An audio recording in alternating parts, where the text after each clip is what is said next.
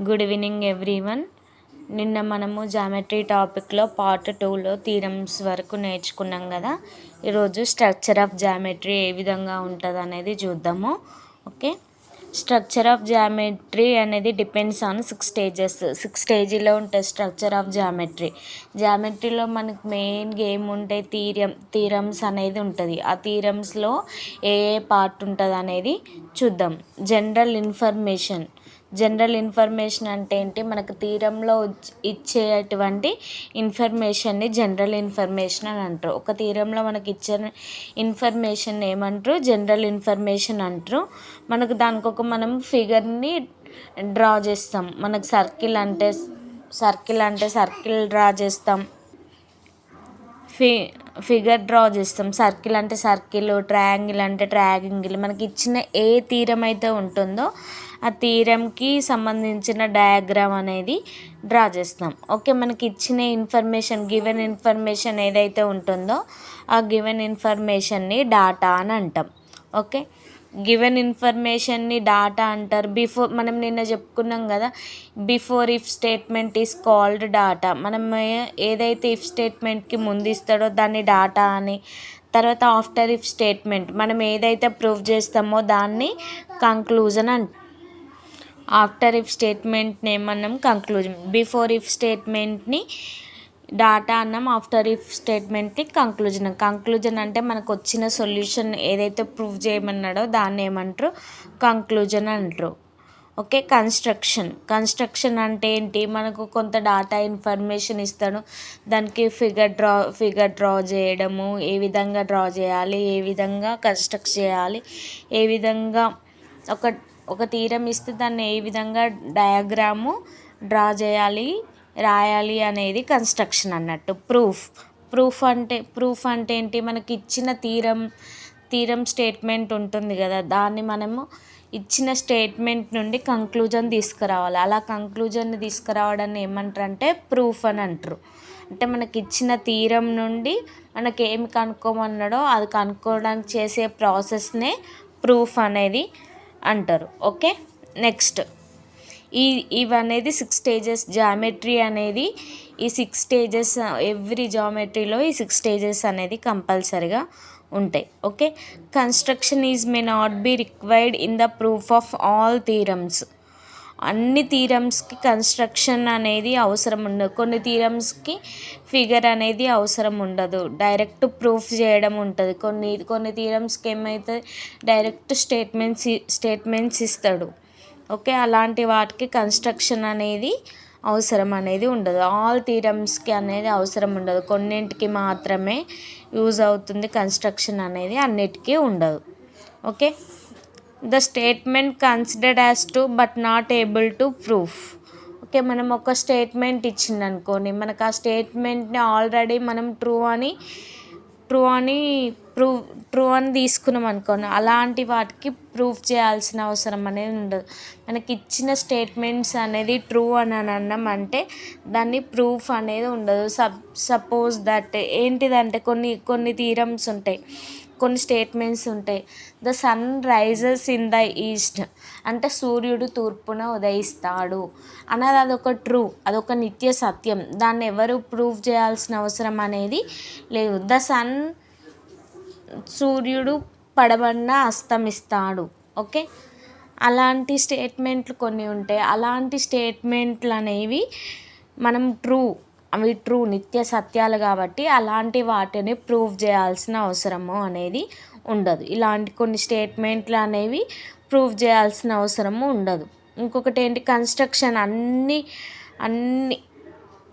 అన్ని ఫిగర్స్కి, అన్ని థీరమ్స్కి కన్స్ట్రక్షన్ అనేది కంపల్సరిగా అవసరం అనేది ఉండదు. ఇది structure of the geometry. Okay, next Euclid axioms.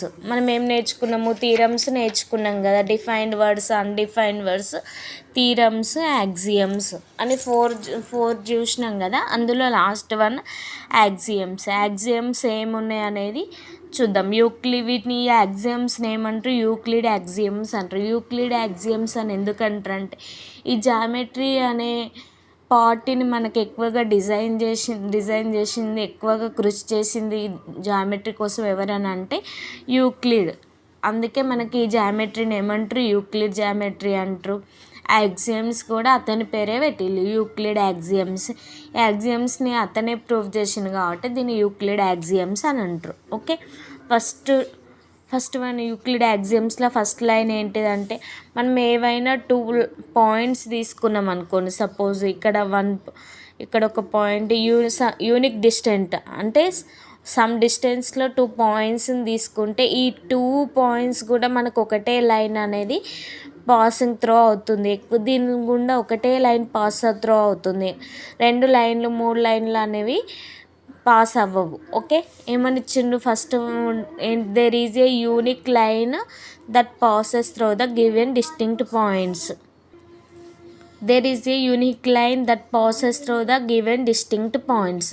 అంటే సమ్ దూరంలో ఇచ్చిన 2 పాయింట్స్ గున్న ఎన్ని లైన్లు పాసెస్ త్రో అవుతాయి, ఒకటే లైన్ పాసింగ్ త్రో అనేది అవుతుంది. ఓకే, నెక్స్ట్ మనము ఇప్పుడు ఒక లైన్ తీసుకున్నాం అనుకొని, ఆ సెకండ్ పాయింట్ ఏంటి, ఒక లైన్ తీసుకొని దాన్ని మనం both sides infinity times extend చేసుకుంటూ వెళ్ళినాం అనుకొని, మనం ఈ ఏబి అనే ఒక లైన్ తీసుకొని ఆ లైన్ సెగ్మెంట్ని తీసుకొని 2 సైడ్స్ ఎక్స్టెండ్ చేసుకుంటూ వెళ్ళినట్లయితే మనకేమొస్తుంది, స్ట్రేట్ లైన్ వస్తుంది. ఇది యూక్లిడ్ యొక్క సెకండ్ యాక్సియం. ఫస్ట్ యాక్సియం ఏంటిది, డిస్టింక్ట్ పాయింట్స్ని తీసుకున్నప్పుడు దాని గుండా ఒకటే లైన్ పాసింగ్ త్రూ అవుతుంది. ఇది యూక్లిడ్ యొక్క ఫస్ట్ యాక్సియం. సెకండ్ యాక్సియం ఏంటి, ఒక లైన్ సెగ్మెంట్ని తీసుకొని దాన్ని 2 sides extend both sides extend చేసుకుంటూ వెళ్ళినట్లయితే ఒక స్ట్రేట్ లైన్ అనేది ఫామ్ అవుతుంది. ఇది యూక్లిడ్ యొక్క second axiom. Okay, third point ఏంటి, మనకు ఒక పాయింట్ ఒక పాయింట్ని దానికి ఒక పాయింట్ని మిడిల్లో ఒక పాయింట్ని తీసుకొని దానికి సమ్ డిస్టెన్స్ రేడియన్స్ తీసుకున్నట్లయితే మనకి ఏం ఫామ్ అవుతుంది, సర్కిల్ అనేది ఫామ్ అవుతుంది. మనం ఏదైతే పాయింట్ తీసుకున్నామో దాన్ని సెంటర్ ఆఫ్ ద సర్కిల్ అంటారు. సమ్ డిస్టెన్స్ మనం ఏదైతే తీసుకున్నామో దాన్ని రేడియస్ అంటారు. అంటే సర్కిల్స్ ఏదైనా పాయింట్ తీసుకొని ఒక మిడ్ పాయింట్ తీసుకొని అది సమ్ రేడియస్ తీసుకుంటే దాంతో ఒక సర్కిల్ అనేది ఫామ్ అవుతుంది. ఇది యూక్లిడ్ యొక్క third axiom. Unique circle constructed అంటే ఒక యూనిక్ సర్కిల్ అంటే ఒక సర్కిల్ ఏ విధంగా కన్స్ట్రక్ట్ అవుతుంది, ఒక పాయింట్ సమ్ రేడియస్, ఒక పాయింట్ సి అండ్ రేడియస్ ఆర్ని తీసుకున్నట్లయితే మనకు ఒక యూనిక్ సర్కిల్ అనేది ఏర్పడుతుంది. ఇది యూక్లిడ్ యొక్క third axiom. Okay, fourth axiom ఏంటి, all right angles are equal to 1 అనేది. మనం ఒక రైట్ యాంగిల్ 2 రైట్ యాంగిల్స్ వేరు మెజర్స్తో 2 రైట్ యాంగిల్స్ తీసుకున్నట్లయితే మనకి ఏ రైట్ యాంగిల్ తీసుకున్నా కూడా దాని యాంగిల్ అనేది 90 degrees అని ఉంటుంది, ఎక్కడ కూడా చేంజ్ అవ్వదు. ఇవన్నీ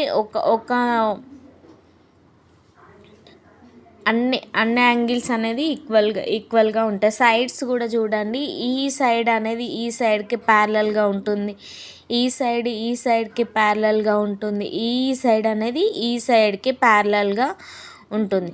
అంటే all right angles are equal to one other. All right angles ఎలాంటి రైట్ యాంగిల్స్ తీసుకున్నా కూడా అవి ఒకదానికొకటి అనేది ఈక్వల్గా ఉంటుంది. ఇది యూక్లిడ్ యొక్క fourth axiom. Okay, fifth axiom ఏంటి, if a straight line following. ఇప్పుడు ఒక స్ట్రేట్ లైన్ తీసుకున్నాం అనుకోండి, ఒక స్ట్రేట్ లైన్స్ తీసుకొని దాని గుండా 2 లైన్స్ని డ్రా చేసినట్లయితే వాటిని ఇన్ఫైనైట్లీ సైడ్స్ ఎక్స్టెండ్ చేసుకుంటూ వెళ్ళాలి. ఎక్స్టెండ్ చేసుకుంటూ వెళ్తే దాని లోపలి ఇంటీరియర్ యాంగిల్స్ అనేవి >2 ఇంటీరియర్ యాంగిల్స్ ఏర్పడతాయి. మనం ఒక స్ట్రేట్ లైన్ తీసుకొని దాని గుండా 2 లైన్ని పాసెస్ త్రో చేసినప్పుడు మనం పాసెస్ త్రో చేసి దాన్ని ఇన్ఫినైట్లీ టైమ్స్ ఎక్స్టెండ్ చేసుకుంటూ వెళ్తే మనకి లోపల సైడ్ 2 రైట్ యాంగిల్స్ 90 degrees కంటే తక్కువగా ఉండే 2 రైట్ యాంగిల్స్ అనేవి ఏర్పడతాయి. చూడండి, ఇది అనేది రైట్ యాంగిల్ కంటే తక్కువగా ఉంటుంది కాబట్టి దీన్ని <90 degrees అంటారు. ఇక్కడ స్టేట్మెంట్ కూడా చూడండి, ఇఫ్ ఏ స్ట్రేట్ లైన్, ఒక స్ట్రేట్ లైన్ని తీసుకున్నాం ఫాలోయింగ్ ఆన్ స్ట్రేట్ లైన్స్, దాని గుండా ఏం చేసినాము, 2 స్ట్రేట్ లైన్స్ని ఫాలోయింగ్ చేసినాం. Okay, interior angles of the same side, interior angles అంటే లోపల సైడ్ ఉన్న angles. Less than 2 right angles అంటే 90 డిగ్రీస్ కంటే తక్కువగా ఉండే 2 right angles. Produced infinitely meet one that side. మనము ఒక స్ట్రేట్ లైన్ తీసుకొని దాని గుండా ఇంకొక 2 లైన్స్ని డ్రా చేసి దాన్ని ఇన్ఫినైట్లీ సైడ్స్ ఎక్స్టెండ్ చేసుకుంటూ వెళ్ళినట్లయితే మనకు 90 డిగ్రీస్గా తక్కువగా ఉండే 2 రైట్ యాంగిల్స్, 90 డిగ్రీస్ కంటే తక్కువగా ఉండే రైట్ యాంగిల్స్ అనేవి ఏర్పడతాయని ఈ స్టేట్మెంట్. ఇది 5th యాక్సియం అన్నట్టు. ఓకే. 6th యాక్సియం ఏంటిది? Throw A point not on a given line. ఒక లైన్ తీసుకొని ఒక దాని మీద గివెన్ పాయింట్ తీసుకొని దాన్ని ఈ విధంగా కలిపినట్లయితే can be drawn to the given straight line. Okay. ఒక పాయింట్ని తీసుకొని దాని గుండా ఒక లైన్ అనేది పాసెస్ త్రో చేసినాక దానికి స్ట్రేట్గా ఇంకొక లైన్ని డ్రా చేసినట్లయితే ఇలా లైన్ డ్రా చేయడాన్ని ఏమంటారంటే యూక్లిడ్ ప్యారలల్ యాక్సియం అంటారు. ఓకే. యూక్లిడ్ ప్యారలల్ యాక్సియం అంటే throw A point not a given line exactly. ఒక లైన్ మీద ఒక పాయింట్ ఎక్కడ ఉందా అనేది ఎగ్జాక్ట్గా చెప్పలేము. ఓకే. గివెన్ స్ట్రేట్ లైన్, దానికి గివెన్ ఒక లైన్కి స్ట్రేట్ పాయింట్ ఎక్కడ ఉందో ఎగ్జాక్ట్గా చెప్పలేము కాబట్టి ఆ విధంగా ఎగ్జాక్ట్గా చెప్పాలంటే దానికి ప్యారలల్గా ఇంకొక లైన్ అనేది డ్రా చేయాలి. ఇలా ప్యారలల్గా ఇంకొక లైన్ని డ్రా చేయడాన్ని ఏమంటారు? యూక్లిడ్ ప్యారలల్ యాక్సియం అని అంటారు. ఓకే. ఈ యూక్లిడ్ యాక్సియమ్స్లో ఉన్న అన్ని యాక్సియమ్స్లో యూక్లిడ్ ప్యారలల్ యాక్సియం అనేది అదొక ఇంపార్టెంట్. అన్ని యాక్సియంలో ఇంపార్టెంట్ యాక్సియం ఏదన్నా ఉందంటే Euclid parallel axiom. Okay. Next axiom ఏంటి? The sum of three angles of any triangle construct and equal to 180 degrees. మనం ఏ ట్రయాంగిల్ తీసుకున్నా, అది రైట్ యాంగిల్ తీసుకోవచ్చు, వేరే రైట్ యాంగిల్ ట్రయాంగిల్ అయినా తీసుకోవచ్చు, ఏ ట్రయాంగిల్ తీసుకున్నా, ఈక్విలేటరల్ ట్రయాంగిల్ తీసుకోవచ్చు, ఇంకా ఏ విధమైన ట్రయాంగిల్ తీసుకున్నా ఆ ట్రయాంగిల్లో సమ్ ఆఫ్ 3 ట్రయాంగిల్స్ అనేవి 180 డిగ్రీసే ఉంటుంది. 180 డిగ్రీసే ఉంటుంది. దాని వాల్యూ అనేది చేంజ్ అవ్వదు కాబట్టి దాన్ని కాన్స్టెంట్ అని కూడా అనవచ్చు. ఇలా సమ్ ఆఫ్ 3 యాంగిల్స్ అనేది 180 డిగ్రీస్ అయితే ఈ యాక్సియం ఏమంటారు? లెజెండర్స్ యాక్సియం అని అంటారు. ఓకే. లెజెండర్స్ యాక్సియం అంటారు. లెజెండర్స్ యాక్సియం అంటే ఏంటి? Statement the sum of 3 angles of any triangle తీసుకున్న sum of 3 angle is constant అంటే ఏంటి? దాని వాల్యూ చేంజ్ అవ్వదు. అదే వాల్యూ ఉంటుంది, 180 డిగ్రీస్ ఉంటుంది. ఇలా 180 డిగ్రీస్ కాన్స్టెంట్ ఉండే ఈ యాక్సియంని ఏమంటారంటే లెజెండర్స్ యాక్సియం అని అంటారు. ఓకే. నెక్స్ట్ యాక్సియం చూద్దాం. నెక్స్ట్ యాక్సియం 8th వన్ ఏంటి? Distance between 2 parallel lines exactly infinitely all equal lines.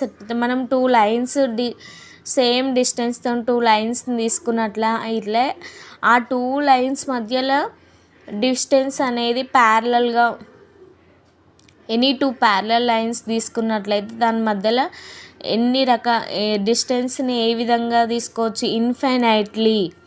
ఇన్ఫినైట్లీగా తీసుకోవచ్చు. వాటి మధ్యలో డిస్టెన్స్ అనేది ఇక్కడ తీసుకోవచ్చు, ఇక్కడ ఎలాగైనా ఇన్ఫినైట్లీ టైమ్స్ ఉంటుంది. ఓకే. ఆల్ ఆర్ ఈక్వల్గా ఉంటాయి. డిస్టెన్స్ అనేది ఈక్వల్గా ఉంటుంది. ఇక్కడ ఒక రకమైన డిస్టెన్స్, ఇక్కడ ఒక రకమైన డిస్టెన్స్ ఉండదు. ఏ డిస్టెన్స్ తీసుకున్నా అనేది ఈక్వల్గా ఉంటుంది. దీన్ని ఏమంటారు? పోసిడోమైన్స్ యాక్సియం అని అంటారు. ఓకే. పోసిడోమైన్స్ యాక్సియం అంటే the distance between any 2 parallel lines తీసుకుంటే వాటి మధ్యలో ఉండే డిస్టెన్స్ అనేది ఇన్ఫినైట్లీ, వాటి మధ్యలో డిస్టెన్స్ ఎంత ఉంటుంది అనేది ఎగ్జాక్ట్గా చెప్పలేము కాబట్టి ఇన్ఫినైట్లీ టైమ్స్ ఉంటుంది. అది ఆ డిస్టెన్స్ అనేది ఈక్వల్గా ఉంటుంది. ఓకే. 2 ప్యారలల్ లైన్స్ల మధ్యలో డిస్టెన్స్ అనేది ఎప్పుడూ చేంజ్ అవ్వదు. ఎక్కడ తీసుకున్నా కూడా ఈక్వల్గా ఉంటుంది. ఈ యాక్సియంని ఏమంటారు? పోసిడోమైన్స్ యాక్సియం అని అంటారు. Okay. 9th one if a transversal intersects one of the 2 parallel lines that intersects another also called Proclus axiom. ఇక్కడ ప్రోక్లస్ యాక్సియం అంటే ఏంటి? 2 ప్యారలల్ లైన్స్ తీసుకొని దాని కింద ఒక ట్రాన్స్వర్సల్ లైన్ గీసినట్లయితే అది ఇంటర్సెక్స్ ఒక ట్రాన్స్వర్సల్ లైన్ తీసినట్లయితే ఈ ట్రాన్స్వర్సల్ లైన్ అనేది ఈ 2 ప్యారలల్ లైన్స్ మీద ఇంటర్సెక్ట్ అవుతుంది. దీన్ని ఏమంటారు? ప్రోక్లస్ యాక్సియం అంటారు. Proclus if a transversal line అనేది ఒక transversal line 2 parallel lines intersects one another is called Proclus axiom. 10th last axiom ఏంటి? And even number which is greater than 4 కంటే ఎక్కువగా ఉన్నటువంటి ఈవెన్ నెంబర్ని తీసుకున్నట్లయితే దాన్ని ఏ విధంగా రాయొచ్చు అంటే some of 2 prime numbers. Okay, ఒక ఈవెన్ నెంబర్ 4 కంటే ఎక్కువగా ఉన్నటువంటి ఒక ఈవెన్ నెంబర్ని తీసుకున్నట్లయితే దాన్ని సమ్ ఆఫ్ 2 ప్రైమ్ నెంబర్స్గా రాసుకోవచ్చు. దీన్ని ఏమంటారు? గోల్డ్ బ్లాక్ యాక్సియం అని అంటారు. ఓకే, ఇప్పుడు సపోజ్ 4 కంటే ఎక్కువగా ఉన్నటువంటి 6 అనే ఈవెన్ నెంబర్ తీసుకుంటే 2 prime numbers, some of 2 prime numbers. 8 తీసుకుంటే 3 + 5గా రాయొచ్చు. 10 తీసుకుంటే 3 + 7, 12 తీసుకుంటే 5 + 7గా రాసుకోవచ్చు. అంటే ఒక ఈవెన్ నెంబర్ని 4 కంటే ఎక్కువగా ఉన్నటువంటి ఒక ఈవెన్ నెంబర్ని తీసుకుంటా అంటే సమ్ ఆఫ్ 2 ప్రైమ్ నెంబర్స్గా రాసుకోవచ్చు. దీన్ని ఏమంటారు? గోల్డ్ బ్లాక్ యాక్సియం అంటారు. దీంతో మనకు జామెట్రీ టాపిక్లో ఉన్నటువంటి 9th క్లాస్లో చాప్టర్ 5లో ఉన్నటువంటి డెఫినేషన్స్ అనేవి కంప్లీట్ అయినవి. ఓకే, ఈ వీడియోని మీకు నచ్చినట్లయితే లైక్ చేయండి, షేర్ చేయండి, సబ్స్క్రైబ్ చేయండి, కామెంట్ చేయండి. Thank you.